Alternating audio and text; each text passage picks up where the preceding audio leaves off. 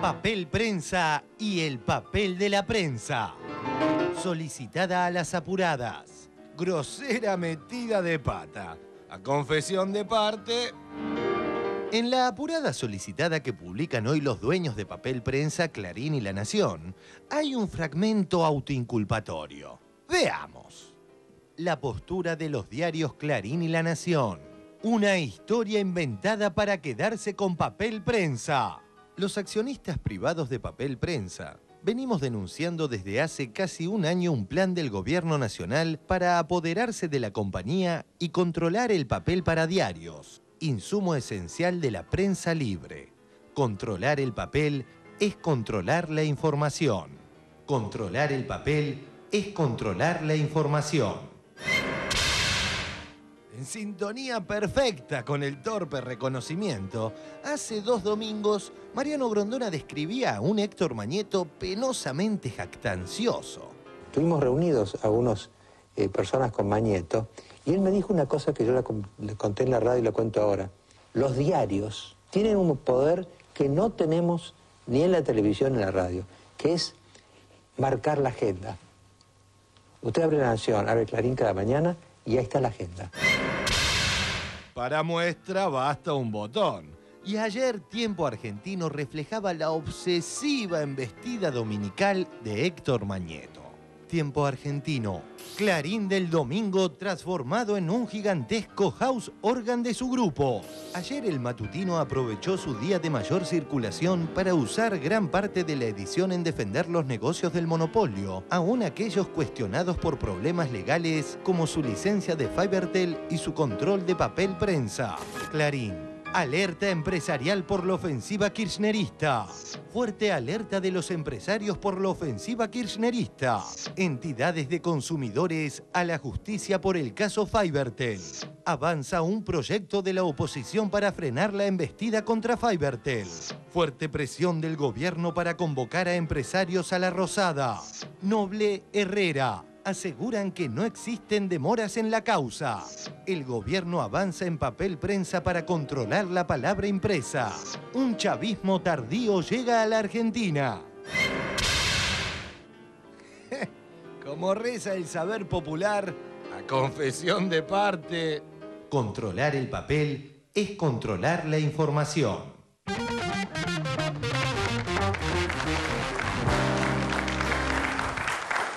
Bueno, que hay gente preocupada, empresarios, consumidores, políticos. Osvaldo, ¿cómo usted también está preocupado?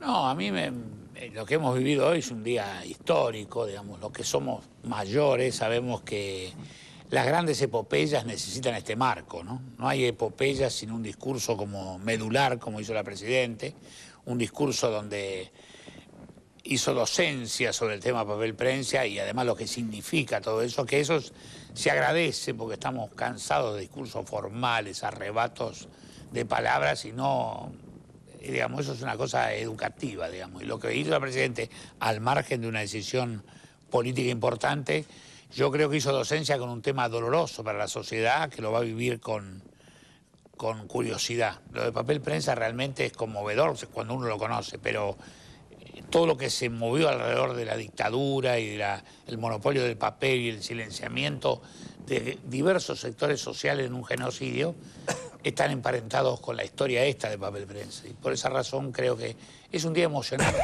épico, muy lindo, y dar gracias, no sé a quién, pero gracias a que lo podamos nosotros vivir, digamos, nosotros, quién sabe, ya en una generación que estaba esperando otras épicas menores, pero haber podido vivir también esta. Y a los jóvenes, obviamente, van a vivir un país diferente. Daniel, yo pensaba, hay periodistas que han sido serios. Se preguntaban por qué ahora, en lugar de preguntarse por qué Papel Prensa hizo las cosas que hizo, y que las hizo espantosamente mal, se preguntaban por qué el gobierno recién ahora hace esto, ¿no? ¿Por qué ahora? Porque desde hace muy poco tiempo hablamos de dictadura cívico-militar. Durante muchos años nos acostumbramos a hablar de dictadura militar. Y parece como que los civiles que habían participado en la dictadura no estaban en juego. Por eso yo creo que el informe que hoy se presentó en algún plano es equiparable al informe de la CONADEP. Y ojalá dé lugar a un juicio como fue el juicio de las juntas, ahora los civiles del proceso. ¿Y por qué ahora? Porque cuando el 10 de diciembre de 1983 uno puede decir que termina formalmente la dictadura militar, todo lo que construyó la dictadura con los grupos económicos concentrados de la Argentina no se desbarató de un día para el otro.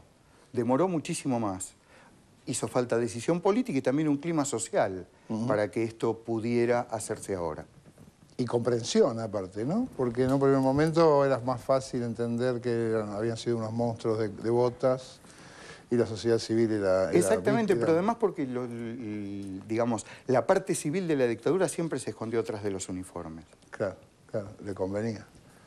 Eduardo, ¿querés decir algo? Alguito nomás. No, me parece, la verdad, un día extraordinario. Yo pensaba la gran coherencia que tuvo Clarín en los 80 para decir que había radio clandestinas, ¿no? Cuando había 3.000, 4.000 FMs que surgían al amparo de lo que eran las nuevas voces, ellos hablaban de radios clandestinas, ¿no? Después empezaron a darle a cada momento la sintonía con el lenguaje, con los hábitos culturales que le convenían a ellos. Y realmente lograron lo que Mañeto reconoce cada tanto, que su oficio básicamente es poner y sacar presidentes. Entonces vos imaginate que se necesitaba muchísima coherencia de muchísimas personas para que se llegara a este punto en el cual en 70 minutos no le perdés pisada a lo que dijo la presidenta. Era todo de una importancia superlativa.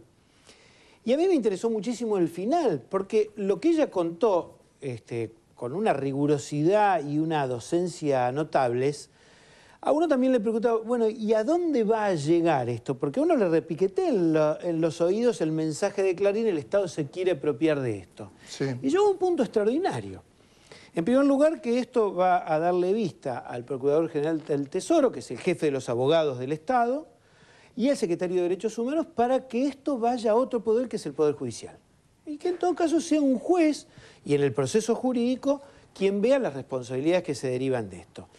Y lo otro es que de acá al futuro, ¿qué vamos, de aquí en más? ¿El insumo papel de diario? ¿Nos vamos a quedar hablando de lo que pasó en el 76? No.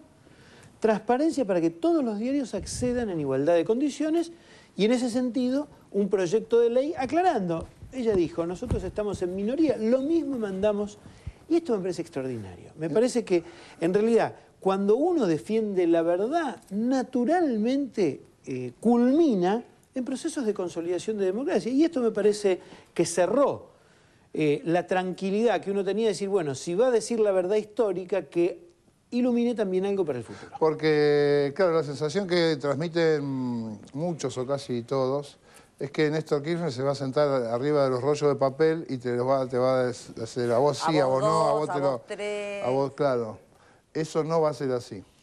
Bueno, eso dijo la presidenta, lo dijo clarísimo, no va a ser así. Además, estaba Kirchner ahí, con lo cual... Despierta una preocupación. Acá los diputados y los senadores van a tener oportunidad de opinar sobre un eje central de la sociedad, en la libertad de expresión. Ahí vamos a discutir el tema del papel.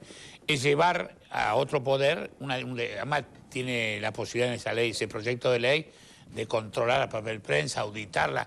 Es colocar inteligentemente fuera de contexto la sospecha de que el Estado se apoderó de una fábrica de papel. La fábrica de papel parece que va a seguir, pero va a ser controlada y vigilada por la sociedad y por la ley del Congreso, que es la ley del pueblo, va a ser de alguna forma indicada cuáles son sus rubros importantes en fabricación de papel, multiplicar su producción para que no haya que importar más papel, y eso me parece a mí un lindo desafío para la clase política. Tiene una chance más, una más la clase política, de hacer buena letra y sacar la cabeza de la cosa mezquina, ¿no? Un detalle, Barragán, disculpame, cuando Beatriz Paglieri dijo que en promedio el precio al cual compraban los otros diarios, que no eran los tres que se indicaron las acciones y los otros diarios, era un promedio del 50% más caro. Claro. Claro. Y lo dice un economista, ¿no? Sí. Cuando dice, ah, caramba, no es que me robaron un poquito. ¿Cómo era el 50% más caro? ¿Qué cosa? Claro, vos fíjate, cuando se armó el proyecto Papel Prensa, que lo armó en Ganía, sí, había 170 diarios que iban a tener que fondear ese proyecto. Sí. Bueno, finalmente se quedaron 3 diarios. El resto de los diarios, en estos últimos años, tuvieron que pagar el papel en promedio 50% más caro que ellos. Muchas veces Papel Prensa le vendió a La Nación, a Clarín, el precio por debajo del costo. Por debajo del costo. Es decir, que perdía Papel Prensa. Ahora, si vos eras un diario de Neuquén, tenías que pagar... a que recuperara. Exactamente. Claro. Sí, con una salvedad. Muchos diarios dejaron de existir a raíz de esta manera de encarar la distribución del papel a ese precio. No están más. Y algunos diarios se convirtieron en afluentes de los dos grandes diarios. Por lo cual, hoy la distribución de diarios en el interior es injusta. Claro. Tiene que volver a reanudarse de otra manera. Yo pensaba hoy estuve, creo que muchos de nosotros estuvimos en la Casa Rosada escuchando el informe y había mucha gente que yo creo que son nuevos actores que van a entrar a la cancha y que son los dueños de pequeñísimos diarios de diferentes provincias, de diferentes localidades, que están queriendo asomar la cabeza. Yo lo unía a eso con eso que tantas veces mencionamos acá, vinculándolo a diferentes cosas, que es el cambio de paradigma. Y creo que dentro del cambio de paradigma, que tiene que ver con Papel Prensa, va a estar que se le pierda el miedo a Clarín, porque es un miedo que está invisibilizado. Hoy la presidenta hizo un par de menciones a esto, al miedo de algunos empresarios y al miedo de muchos políticos que saben que si cambian de posición pierden las notas en TN y en los 300 medios de Clarín. Imaginarse un país con una clase política sin miedo a un monopolio mediático y con empresarios sin miedo al otro monopolio mediático, me parece que es pensar en otro país. Claro. Además, además de lo que dijo Eduardo, de 50% más caro el papel, otra de las cosas que señala el informe de la subproducción, o sea, produce menos que la capacidad que tiene la planta. ¿Por qué? Porque fundamentalmente la utiliza para autoabastecer a Clarín y a La Nación. Lo demás, bueno, si queda algo, se vende y caro. Claro. Ahora, bueno, seguimos hablando.